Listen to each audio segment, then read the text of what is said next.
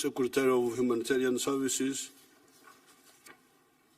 His Excellency the President of Botswana,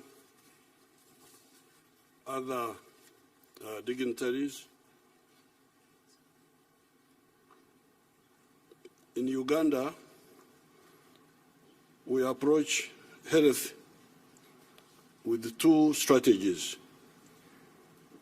Just, I imagine, as it is done in many countries. The two strategies for health are preventive health care on the one hand and curative health care in case somebody gets sick. Prevention, number one, cure if you can't prevent. That's our strategy. The preventive health care includes the following. Number one, nutrition through sensitization and education, because Uganda does not lack food of any type, carbohydrates, proteins, fats, vitamins, and other micronutrients. What is sometimes lacking is knowledge of what is needed and why. Consequently, some people overeat,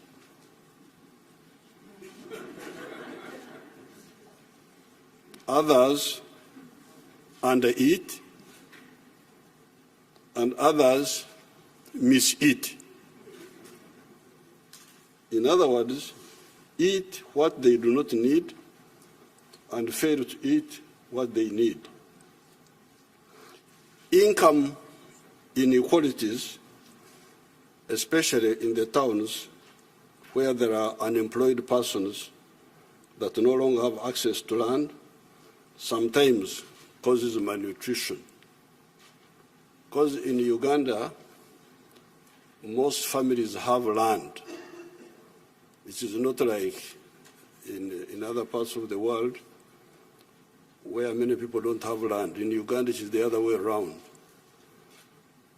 Almost everybody has land. So those who have land, they grow their own food. So the problem is not food, it is to know what food to eat and why. So the second preventive measure is hygiene. Hand washing, proper waste disposal, including latrines and waterborne sewage systems.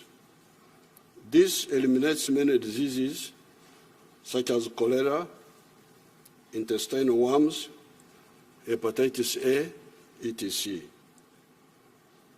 Number three, safe water through boreholes, gravity flow schemes, protected springs, and piped tap water that eliminates many waterborne diseases such as cholera, worms, guinea worms, bilharzia, and other hazardous contaminants like heavy metals that can lead to cancer.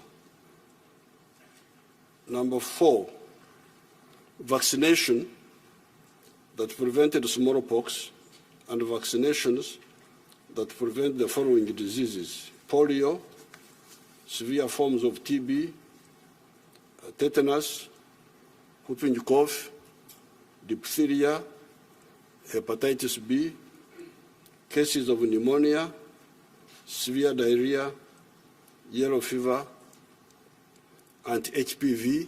And HPV is against cervical cancer in our young girls, and COVID-19.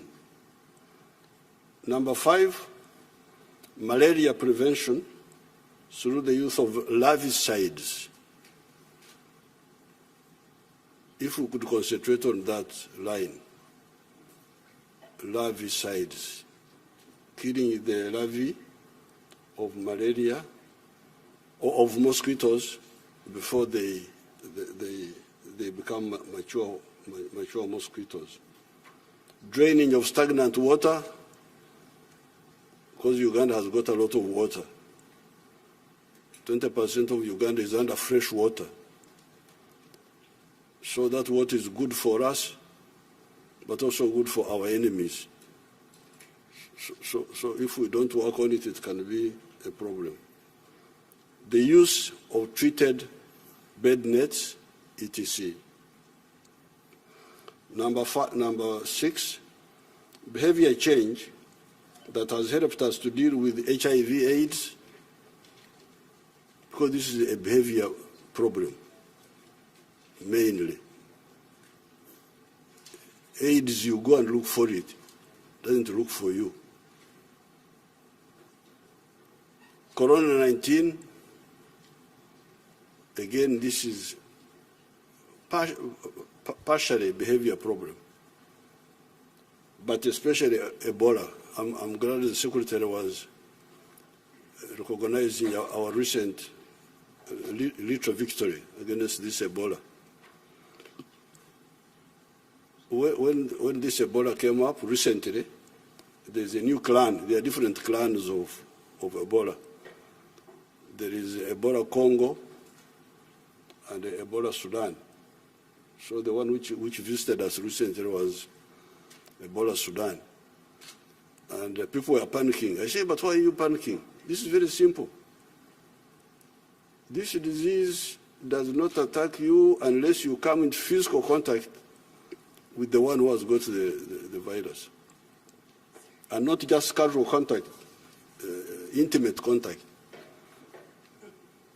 Because it goes through a few places. If the Ebola virus falls on your arm here, it will not affect you. It will not affect you if it goes into the eyes, the nose, the mouth, or through sexual interaction. So, I told our people, but you know how the Ebola is going. Let's stop it. They were running around, but we stopped it. It's not such a big issue. Number 7, lifestyle diseases, such as hypertension, diabetes, heart attacks, kidney diseases, cancers, alcoholism, etc. These can be prevented in many cases by appropriate conduct, e.g., not overeating. Why do you eat too much? Not smoking, not taking excessive alcohol, and exercising, etc. Number 8, this is all in the prevention. Protecting the environment, especially the quality of the air, that can help us to prevent some of the respiratory canal diseases. Some of the pollutants can go through food chains, e.g. agrochemicals. Polluting water sources becomes therefore crucial. Those sources must be protected by ensuring that there are vegetation belts around the water bodies, e.g. forests, shrubs, etc., to make sure that we leave vegetation belts around the lakes, around the rivers, around the wells, so that they can filter out for us all these pollutants. By being serious on the above 8 points, if you are serious on these 8, which I have listed here, you eliminate 75% of all possible sicknesses that can afflict our people. That then leaves us with the 25% to deal with.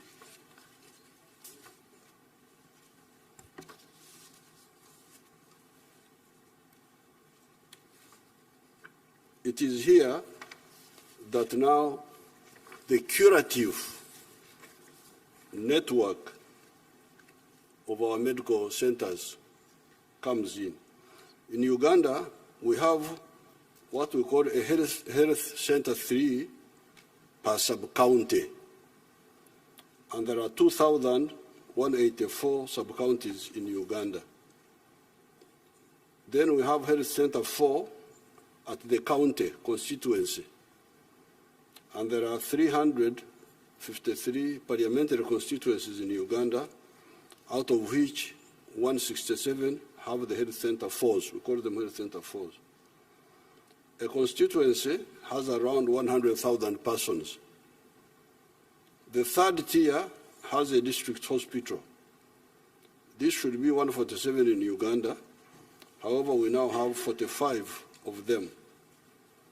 There are then the regional referral hospitals, which should be 21. We now have 16 of them.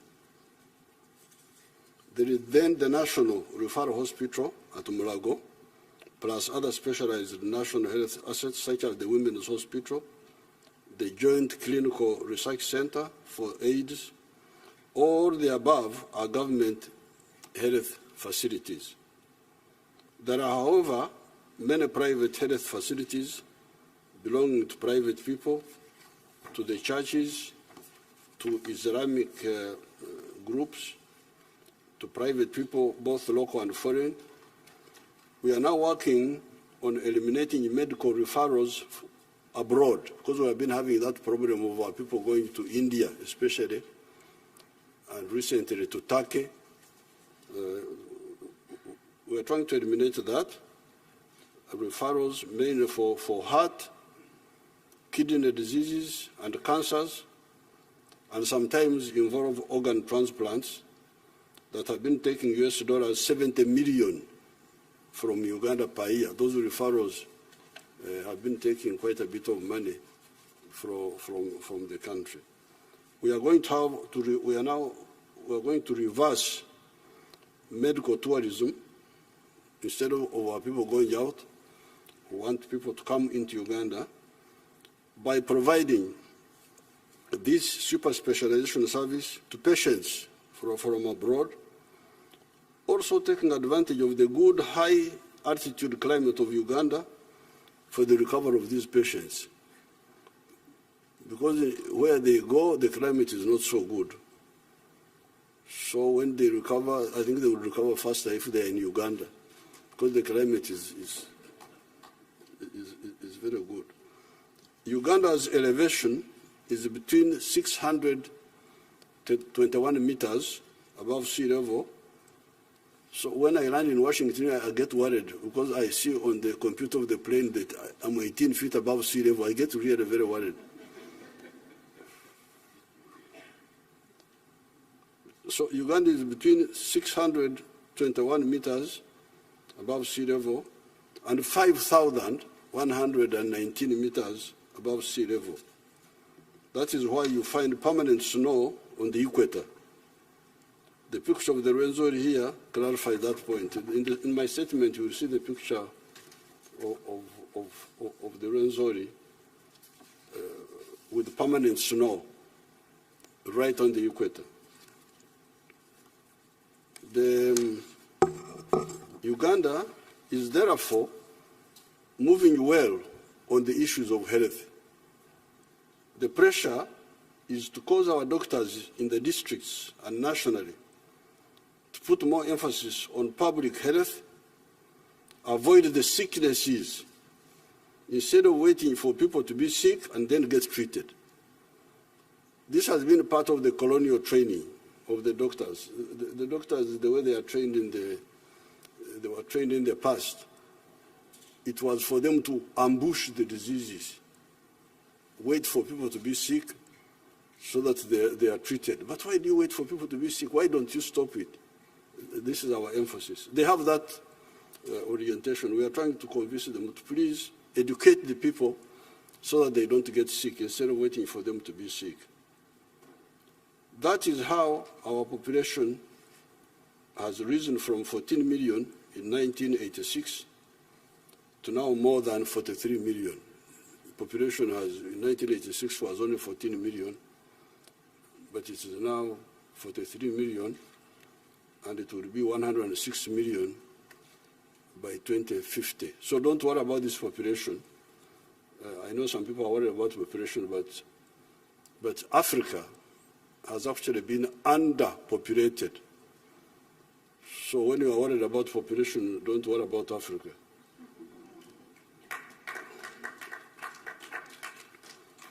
Africa is 12 times the size of India. You can put India into Africa 12 times, and it will fit there. Until very recently, the population of India has been bigger than the population of Africa. It is only now that for the first time, the population of Africa has overtaken the population of India. So you can see that really the population of the problem of Africa is not overpopulation, but rather the other opposite of underpopulation. This population of Uganda, which has risen more than almost 4 times in 30 years, we have no problem with it. It's not such a big issue. There are 2 areas where we are moving on our own, but where we would welcome collaboration if available. This is in the areas of pharmaceuticals and vaccines. It is not correct to continue with the present arrangement where in the global share of pharmaceutical production of US dollars 1.42 trillion, Africa's share is only US dollars 16 billion. Of the pharmaceuticals produced in the world, valued at 1.42 trillion, Africa's share is only 16 billion production. Uganda and Africa are better placed to produce many of the pharmaceuticals on account of the plants that we have in our area. Chinkona, which helped humanity with malaria from the year 1630, was a tropical plant. There are other sister plants in the tropics that can help man with many of the health problems. During the Corona-19 pandemic, one of our professors, Professor Patrick Ogwang, cross-matched an ancient antiviral plant product that our people in the northeast of Uganda, Teso, have been using since time immemorial against measles caused by the virus rubiola, with the treatment for Corona-19 virus. And it saved so many lives. This professor, from the village knowledge, traditional knowledge, his education about viruses and so on, when this virus came, we said, oh, but we have got something we use for the other virus, the measles. Let me try it on Corona. And it just kicks it out. Just kicks it out. Uganda, with a population of 43 million, had 170,000 cases of Corona-19. And we lost 3,632 people. You very well know what happened in other parts of the world. You know how many people died. Many more than this one here. We are also working on developing all the types of vaccines needed for the humans and for the livestock. Our scientists have, for instance, discovered an anti-tick vaccine recently. On the side of the diagnostics, we are moving well, as we are doing on the side of sanitizers. Being one of the biggest producers of bananas in the whole world, since ancient times, it was easy to enhance the production of sanitizers from the alcohol base and from bananas. In the Great Lakes countries of Kenya, Tanzania, and Uganda, you even come across many names of marwa, wamarwa. When you hear that word marwa, wamarwa, it means alcohol, all referring to alcohol from bananas or from sorghum and millet. So we are able now to upscale this alcohol, which people are using to burn their livers, to instead burn the virus. That's how we're able to get the sanitizers. In conclusion, from Uganda's point of view, we invite friends like the United States and brothers like the African brothers who are here to cooperate with us in the production of vaccines and pharmaceuticals for the improvement of global health. Collaboration between the USA and Africa will enable the world to get cheaper medicines and vaccines. Because remember, our production costs are lower. Our production costs are lower. So if you want cheaper drugs, the place to go is Africa. In our research for vaccines development, we found that we need 17 input chemicals and reagents, including the one known as beta-propiolactone. When we are developing these vaccines, we find we need chemicals and reagents, and one of them is this one. Because I take close interest in this, you may think that I know something about chemistry, but this is just plagiarizing, stealing the knowledge of others. And when I speak, people think, oh, the man is informed.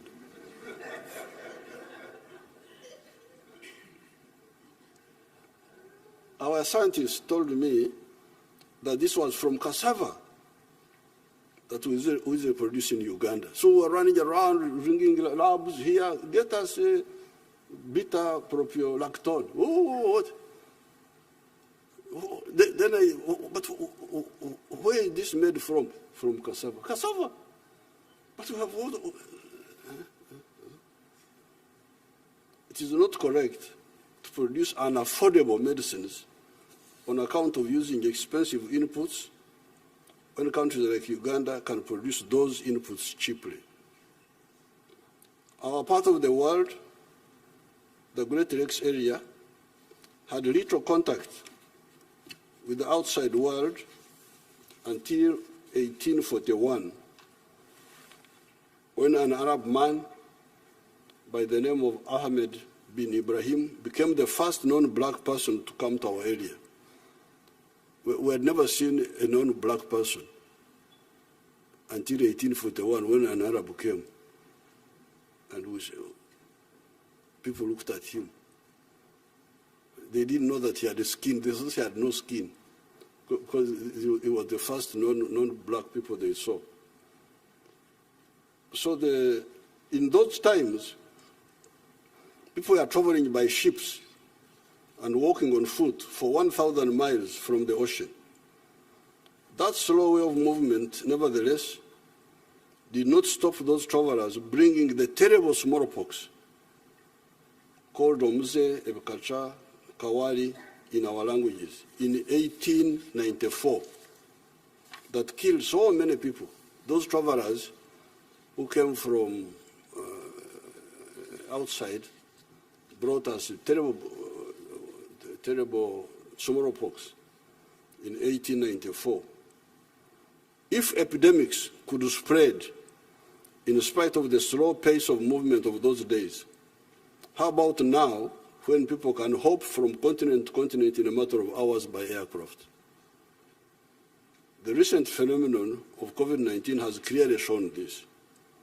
This therefore means that especially with epidemics, like the Secretary said, the health of one is the health of all. I thank you, Your Excellencies.